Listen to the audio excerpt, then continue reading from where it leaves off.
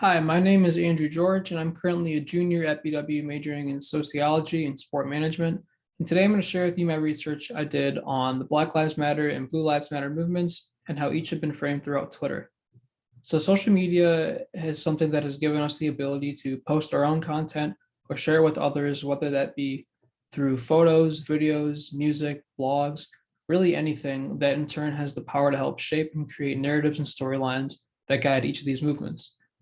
The Black Lives Matter movement has sought to educate and advocate for change in a criminal justice system that is viewed as this kind of institutional weapon through its policies, procedures, and overall design to oppress Black Americans. And arising out of this was the Blue Lives Matter movement.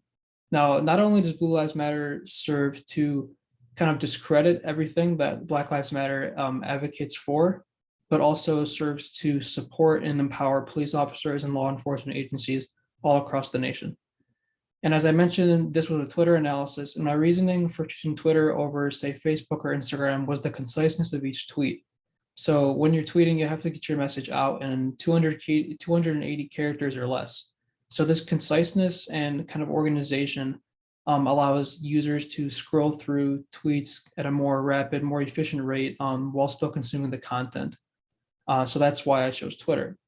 And in total, there are 200 tweets in the sample, 100 in support of Black Lives Matter and 100 in support of Blue Lives Matter. And 75 of the 100 for each movement came from their official verified page, so content being filtered out directly on behalf of the movement. And 25 came from what I labeled external accounts. External accounts were anything tweeted by celebrities, activists, political personalities, really, or even general Twitter users that I'd self-identified with the movement. And so the timeline for all this took place between May 25th, 2020 to October 27th, 2020. And the reasoning for this was that May 25th marked the murder of George Floyd, which caused not just nationwide, but global outrage over racial injustice and protests all around the world. And October 27th marked exactly 1 week before the 2020 presidential election between Joe Biden and Donald Trump, where social injustice, particularly racial equity issues, were a big topic of discussion. And so what I found with across all these tweets that I analyzed were, starting with Black Lives Matter, was this racist system framing where there's a lot of focus on the abuse of power that police have with excessive force. So this idea that the intentionality behind the force that disproportionately targets Black Americans. So in order to achieve justice, it's not just indicting police officers, but it's attacking the system as a whole. So this does not just include the criminal justice system. This includes housing inequity, healthcare inequity, education, the economy. It's about dismantling a system that was designed to oppress the Black community. And so with regard to raising awareness, particularly in the criminal justice sector, is this focus on symbolic crimes. So as you see in the poster, symbolic crimes have served to show the public that these victims have been targeted in the scope of their everyday lives. So Tamir Rice in Cleveland, Ohio, playing at a playground, Trayvon Martin walking with the hoodie up, Eric Garner selling cigarettes, Breonna Taylor murdered in her own home. So it's the idea that they're targeted by the system that does not even allow them to breathe in the scope of their everyday lives.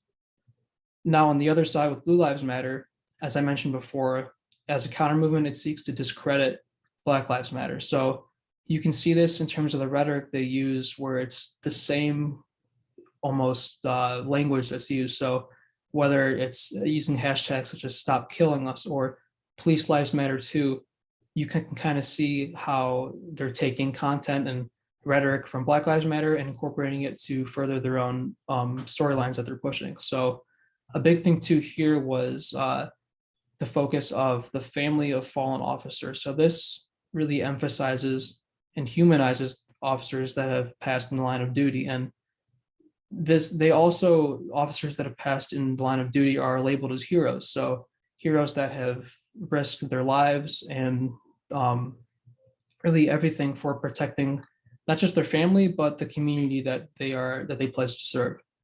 And those that question this are labeled rioters, thugs, animals, people that want anarchy and want to disrupt the social cohesion of society. And a big thing here is showcasing to the public how dangerous of a job policing is. So, as you see in the poster, there's the official account would show tweets such as an 11-year-old hijacked a school bus, or grandparents were targets of a drive-by shooting in a suburban neighborhood. So crimes that are very irregular, but serve to show how dangerous of a job policing is, which in turn can affect the public's view of their use of excessive force when that becomes a question. Now, the content for both sides really inherently serves to dehumanize who they view as the other. And so with Blue Lives Matter, they feel that Black Lives Matter needs to be condemned at all costs, as their mere existence serves as an imminent threat to the lives of police officers and to the structure of society.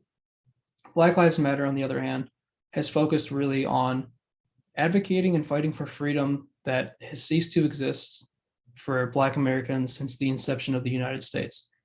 And racial division has really, in this country, not just in criminal justice, but in general, has prevented us from achieving this kind of revolutionary love that would allow us to live in unity. And understanding this rift between Black Lives Matter and Blue Lives Matter can provide us with insight into how to use that love and unity and how that affects criminal justice going forward. Now, I'd like to thank you first and foremost for listening to this presentation, and also a very special thank you to Dr. Brian Monahan for being my project mentor and helping me out with all this, for which this would not be possible. Thank you.